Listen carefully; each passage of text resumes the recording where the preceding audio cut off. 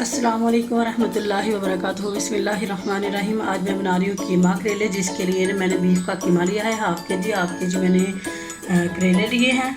और ये मेरे पास है प्याज है, एक बड़े साइज़ का प्याज मैंने लिया है, और लहसुन है मेरे पास। साथ इसके 2 से 3 टमाटर लिए हैं मैंने, और ये मेरे पास सब्ज़ मिर्चें हैं जिसको मैंने ग्राइंड कर लिया है। अब मैं इसको ऐसा करूँगी, मैंने करेलों को नमक लगा के रखा हुआ था, फिर मैंने अच्छी तरह उसको वॉश कर लिया है। कीमे को भी मैंने वॉश किया है। अब कीमे को और लहसुन को, प्याज को और थोड़ी सी इसमें लाल मिर्च डालूँगी, नमक डालूँगी, और इसको मैं वेट लगा दूँगी। ये जो कीमा है ना, मशीन का है, हाथ का नहीं है, और ये जल्दी हो जाता है। 10-15 मिनट में हो जाएगा, अच्छी तरह गल जाएगा, लहसुन प्याज भी गल जाएगा। तो उसके बाद फिर मैं इसको भून लूँगी।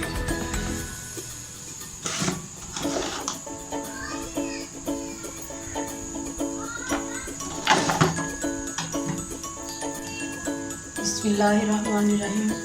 जब तक मेरा कीमा गल जाता है, मैं फ्राई कर रही कीमा करेले।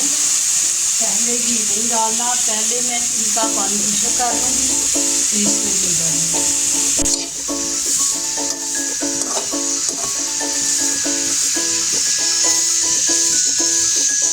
पानी खुश्क हो चुका है, अब मैं इसमें घी डालती हूँ। खाना पकाने वाले चम्मच में हम 2 डालूँगी।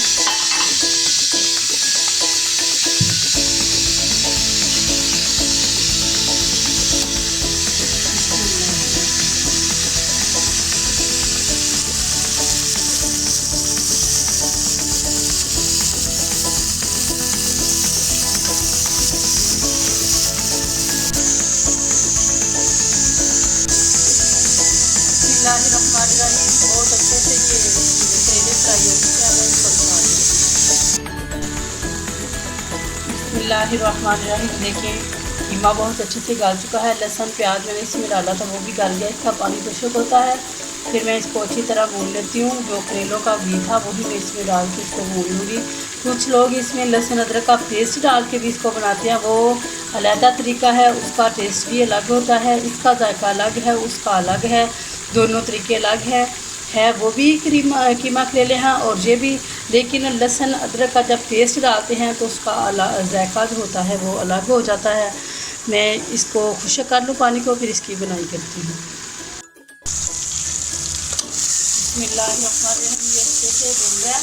मैंने इसमें आधा चम्मच मिर्च पहले डाली थी, और आधा चम्मच मैंने अब डाली है लाल मिर्च। पहले भी डाली थी कीमे में जब मैंने इसको गलाना था, तो अब फिर मैंने इसमें आधा चम्मच लाल मिर्च डाली है। अब इसको ज़रा और मैं भून लूँगी। फिर मैं इसमें थोड़ा सा प्याज डालूँगी, कच्चा प्याज इसमें डाल के थोड़ा सा, वो बहुत अच्छा लगता है इसमें कीमा करेले में। जो प्याज बाद में डालें बहुत ही अच्छा लगता है।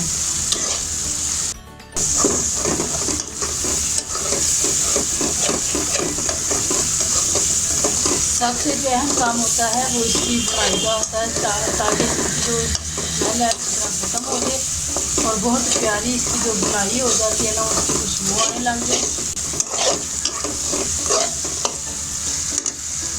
मैं इसमें प्याज डालती हूँ। बिस्मिल्लाहिर्रहमानिर्रहीम।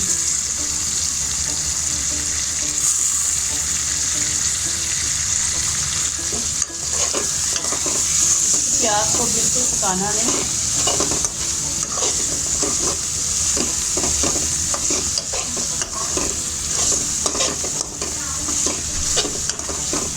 थोड़ा सा ये सॉफ्ट हो जाएगा प्याज, तो फिर मैं इसमें करेले डाल।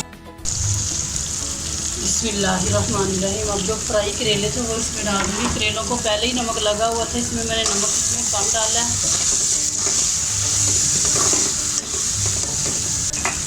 मैं 2 से 3 मिनट के लिए इसको डाल के रख।